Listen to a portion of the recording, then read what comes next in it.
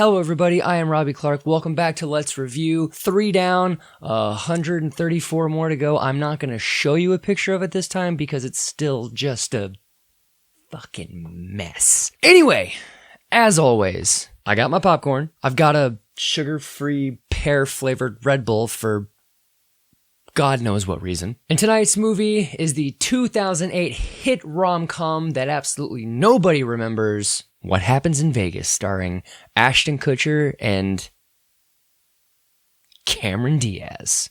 I'm not even going to re-record that one because whatever. Let's review. Okay, first off, there is nothing worse than buttery popcorn and pear-flavored Red Bull. Not good. Gross. What Happens in Vegas, written by Dana Fox and directed by, Tom Vaughan. There's nothing to this movie. Wait, hang on. Let me see if I can do this.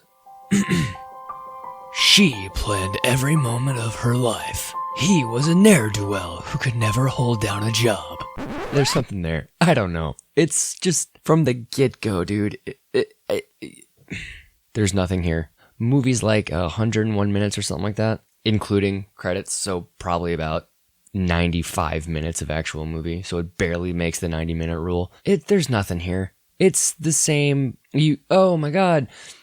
She has a friend, and he has a friend, and they act like they hate each other, but they really hooked up the night that they got married while drunk in Vegas. It's a garbage movie. It's sweet, has its moments, but it's like, little did they know, they loved each other the whole fucking time. It's one of those. Duh. You see the same movie 127 times on Hallmark during the Christmas season, with the only exception of like one use of the word fuck, which you can get anywhere else, like here on this. Fuck. I think that's 3 times already in about 2 minutes. Ashton Kutcher's great. He's got that really great deadpan thing down. Cameron Diaz plays uptight really well, but it's just so cookie cutter. That's the only thing I have about this. And there's nothing wrong with those movies. The only thing wrong with the movie is that it doesn't ever try to be anything other than what it is. Off the top of my head, failure to launch. Like, yeah, sure, it's the guy and the girl who, oh my god, they're so perfect for each other, but his parents hired her to get him out of the house. Like, yeah, we've heard that story, we've seen it. But the difference with that one is the whole Matthew McConaughey's character, Trip, is at odds with nature. The lizard bites his thumb. Oh, God. The dolphin attacks him. Should we go after him? Well, he's their passenger now. Something about a squirrel, I think. I don't know. Couldn't tell you. But there's a different layer to it that it's not the natural order. So while it's the same story, there's a different component. You see what I'm saying? Also, let's not forget that that's a little more plausible, being at odds with nature, than a judge saying, I'm holding all of your winnings and forcing you to live together for 6 months.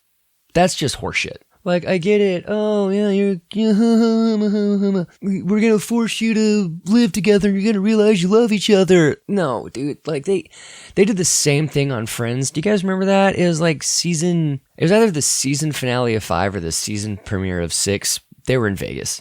You know, Phoebe had the floater, the drifter, or the whatever, the old lady. The old lady put a quarter in, Phoebe pulled the handle, and they hit the jackpot.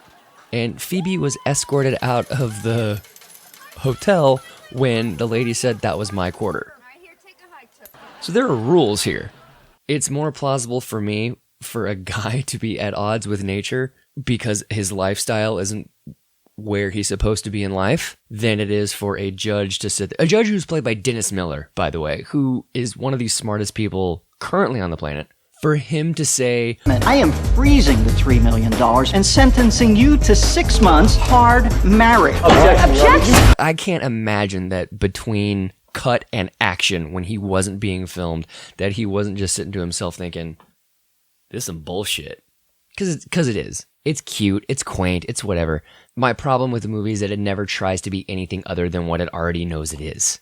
On the last one, we've seen movies where machines rise up. Eagle Eye. We've seen movies where the machines rise up.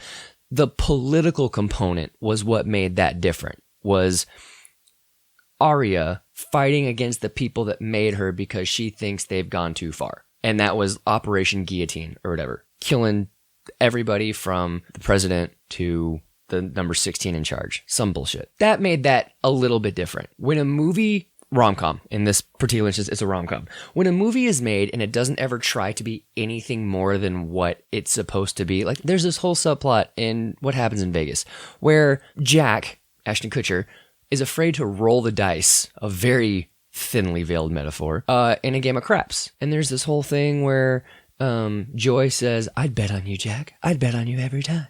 Cool. The movie doesn't bet on itself. Does that make any sense? The movie doesn't bet on yourself. If you're going to write a movie and you're going to write a rom-com, yes, every story has already been told. All the way back to the Greeks and Romans. There's nothing new under the sun, basically. Every chord progression and every song has been done. Every story, every plot has been covered. It's all been done. There's nothing new. But what you can do is take something from the story that's already been told and flip it on its head. Again, back to Failure to Launch. He's happy to live at home. He has a good job. He is getting over the death of his fiance. I think that's what it was. But it's time to move on, and he's not letting himself move on. So they add that being at odds with yourself type thing, or being at odds with the world around you. This movie is like, well, it's a rom-com. We're just gonna paint by numbers. That's all we're gonna do. And yeah, cool. It's fun to not think every now and again. But man, it's not fun to not think for that long.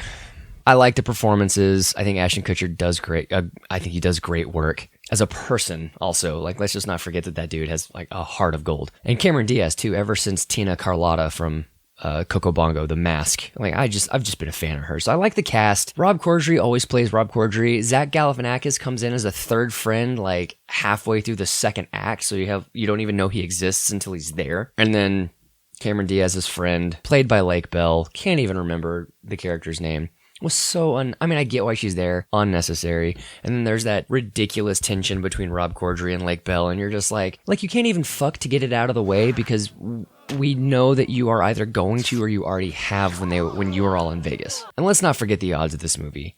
They both live in New York. They both went to Vegas at the same time. They happen to be in rooms right next to each other. There's not a lot of chance taken in this movie. And I think it's because it didn't believe in itself at any point in the production process.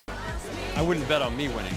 So, convenient, easy, very standard rom-com. The performances are great, but even they can't go anywhere because the script doesn't offer them anything. Ugh, gosh. Guys, I hate to do it. 3 out of 10. Even some pretty great performances can't save it. It's scattered. Doesn't believe in itself. You only need one weird friend. Why does Ashton Kutcher have 2? Why does he have Rob Corddry and Zack Galifianakis? That's just greedy. Anyway.